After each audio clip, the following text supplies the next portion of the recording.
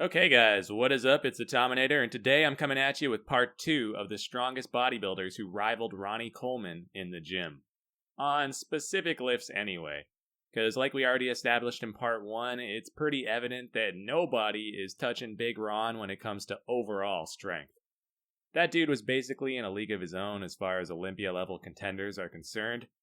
And yes, once again, this list features only professional bodybuilders who have competed at the Mr. Olympia.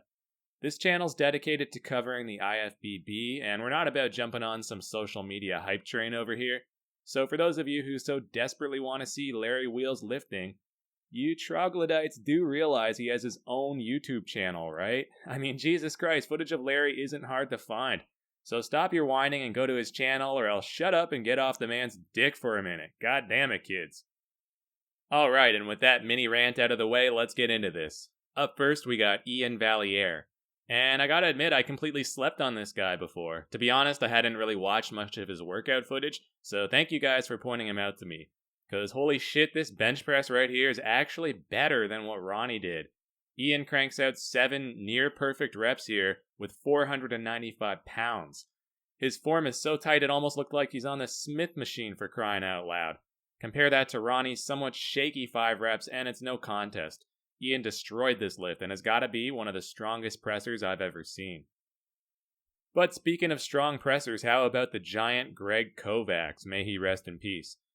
Now, this towering mass monster technically never competed at the Olympia, but he was an IFBB pro and did step on stage at the Arnold Classic back in 2004, so I'm going to grant a little leeway on this one, especially considering Kovacs was well known for being one of the strongest bodybuilders in history. Here we see him performing incline press on the Smith machine with 6 plates aside. I've literally never seen anybody do that before, even on flat bench, let alone incline. He only manages to squeeze out 4 reps, but to his credit, he actually controls the eccentric and uses a full range of motion, unlike most contemporary bodybuilders.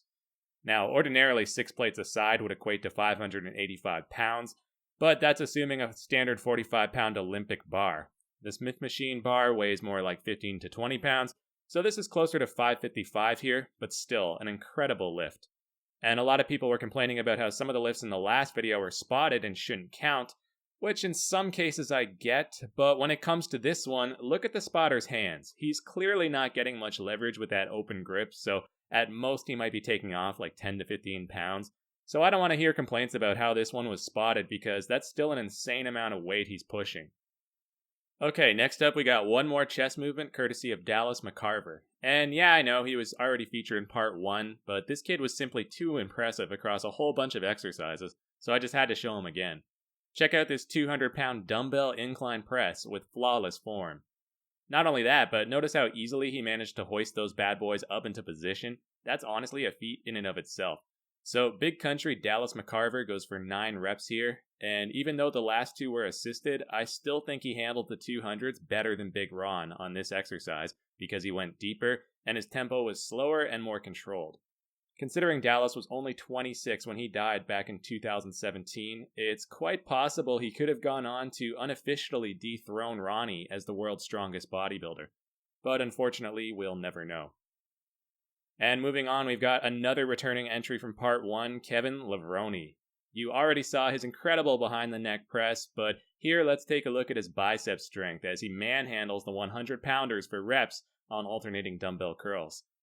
Yes, not typically a power-type movement, and granted, there is a fair amount of cheating and swinging going on, but still, considering the weight, I think his form is actually pretty respectable on these. He's getting a full range of motion and a good supinated contraction at the top. You just don't see this kind of thing every day, so regardless of the lack of perfect form, I still believe it's a worthy inclusion. And apologies for the shitty quality footage, but this was the only video I could find of him actually curling the 100s. The others on YouTube that claim he's doing 100-pound DB curls are actually with the 80s or something, which is probably the set before he grabs the 100s. You can tell just by looking closely at the dumbbells. So I guess the moral of the story is don't believe everything you see on the internet. Alright, next up we got some heavy bent over rows, or Yates rows if you prefer to call them that. Lots of people were asking in part 1, where's Dorian Yates? Well, here he is doing strict bent over rows with 4 plates aside, or about 405 pounds. And this is pretty much the reason he wasn't included. Yates was a beast, don't get me wrong. And for the weights he was lifting, his form was impeccable. Plus, I don't think anyone ever trained with more sheer intensity, not even Big Ron. But in terms of brute strength, the truth is that he was a step down from some of these other guys. Consider that Ronnie did this same exercise with 500 pounds, for example. And granted, he used more momentum, but still, we're talking about a 25% increase in weight. So I include Dorian here only as an honorable mention and to kind of prove a point. Here's Luke Sandoe doing the same exact exercise with 500 pounds, just like Ronnie. And his form here might be a little sloppier than Dorian's, but it's definitely cleaner than Ronnie's was. I just don't know how you can rate Yates above Sandow on this lift when we're talking about raw strength. I mean, weights don't lie, guys. Unless, of course, we're talking about fake plates. Okay, and now we move on to legs. Once again, the featured name is Luke Sandoe, probably the strongest overall bodybuilder competing today, now that Dallas is no longer in the picture. Check out the hack squats with 9 plates aside. Dude, that's more than I do with leg press, and hack squat is way harder because not only are you already lifting most of your body weight to begin with, but the glutes and hamstrings are largely taken out of the movement as more emphasis is shifted onto the quads.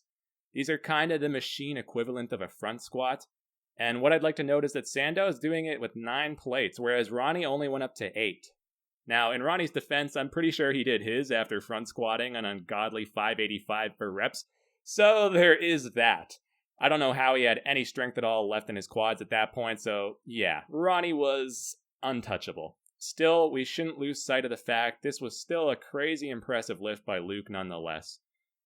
Next up, we got Markus Ruhl. This German freak of nature is literally maxing out the leg press. It doesn't look like he could physically fit another plate on that thing.